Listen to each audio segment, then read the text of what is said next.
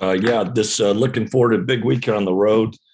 Coming off playing really well last week. I know the schedule is kind of favorable in that Colorado game for us, where they've been on a long road trip, but we took advantage of it and thought we played really well. So going back down to play Stanford, they beat us up pretty good in the second half up here, and hopefully we'll have a better response.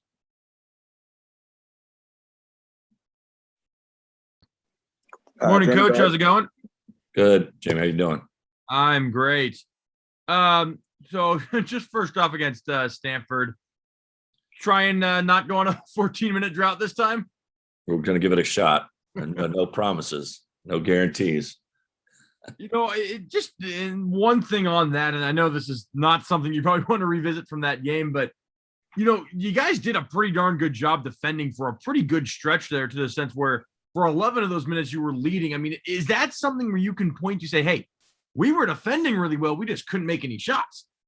I think there was a lot of stuff going on there, and we turned it over. We gave them baskets, and they're not a team that normally turns people over. So, like I said, we've had a couple second half droughts, and just things that are hopefully we're past that. And we have a way to get a basket when we need it, and just some other ways to stop a run like that. But it's still scratch my head on that one. It does we did guard. It does just kind of seem in these last three games, really since that game, there's scoring droughts, as I think there is in any basketball game, but they kind of stay at 3 minutes or even 3.5. They're not stretching out to 5, 6, 7, 8. How much of that do you think is contributed to not, squandering these leads in the second half, to where you guys don't have to fight through a 7-minute drought? You're scoring through the entire time, and you can pretty much, trust yourself to defend. I think top 20 now in Ken Palm and defense, are right around there.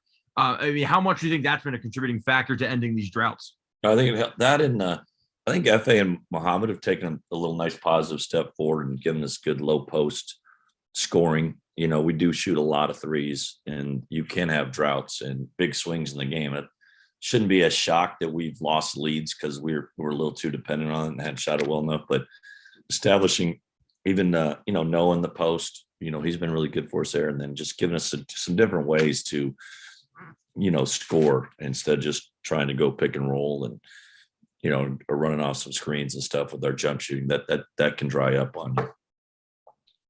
Just kind of on the health standpoint, are you still what's kind of the status with Bamba?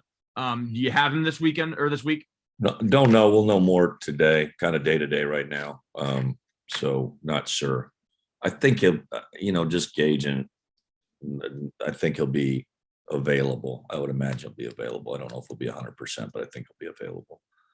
And still thinking next week for Deshaun?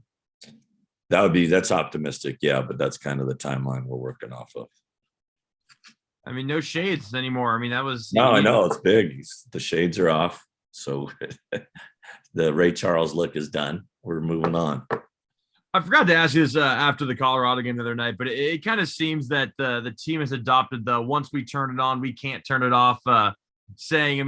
How do you kind of, what are your thoughts on that, and how they've kind of, at least for Ty's sake, have kind of, adopted that as the MO? I haven't really giving it my shot. I like the sounds of it. But once we turn it on, we can't turn it off. Is that what you said? Thanks, Coach. Good luck this week. All right. See you, Jamie.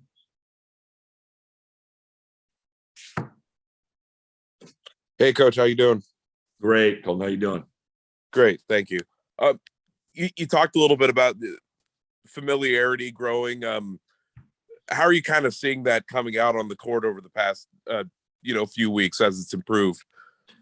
I just think Mike's kind of assumed that leadership more. It takes time. It's his first year here and Bill's last year here, and I think we have it just happens in a game of basketball that he kind of takes a lot of the ball handling responsibilities. Plus, he's a threat to score, and he's just we're taking on his personality a little bit. He's a pretty calm guy, and just kind of calmed us down. And when we need to settle down, he's done good there. He's done well there, and I just think our roles have kind of settled in there. We played 9 guys last game, or actually played 11 total.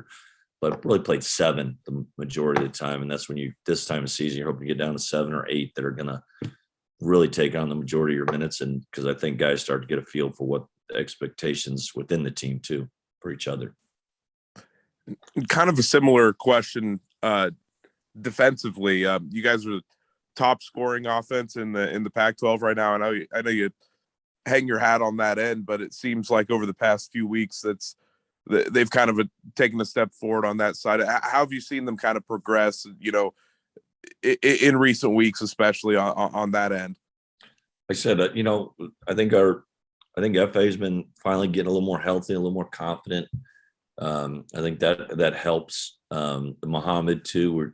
We really will appreciate Deshaun when he gets back, but we're a little thin inside. But they've had to play around the basket a little more. Both of them, they're both a little more effective. Although they unleashed a couple threes last game and made them. I think they're 2 for 4 combined, and that makes us really hard to guard. I don't want to encourage it too much, but that'd be nice that FA kind of regaining a stroke there and being more of a threat and giving us more space and those things, just playing more comfortable together, making just some maturity with the program and the team.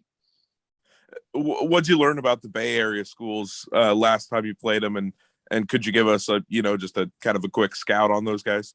Yeah, they're both big. They're both big, strong. Cal's very physical defensively. They're hard to score on. They've been scoring the ball better, even though they've had the really tough stretch of the schedule. And I watched that SC game where they had a good opportunity to win on the road. And then Stanford, they match up well, obviously with USC. They're big everywhere. And it's just hard. They're just a different look. And they bothered us. We had trouble scoring over, and then we had trouble matching up with their big forwards. So we didn't have DJ. He's not as big as like Jones and Dallaire, but he's a bigger, stronger body and good defender that will hopefully he'll give us some opportunity to be better. And I think Andre really struggled last time we played him. So hopefully he'll play better against them on the road. He's been playing with a little more confidence. That's helped us out a lot too. So that gives us a little better chance against those guys, I think. And how important is the momentum in just kind of having a 3-game winning streak going into play these guys? Yeah, it feels good, but like I said, I think this weekend it'll say a lot about us moving forward, how we come out and play. And we've been decent on the road this year. I think just as a coach, you measured how we compete on the road, and we've competed in I think all our road games. So if we come out and compete hard and then let the chips fall, they may see if we can get one or two of these on the road. That would be a really big boost going in the last stretch of the league.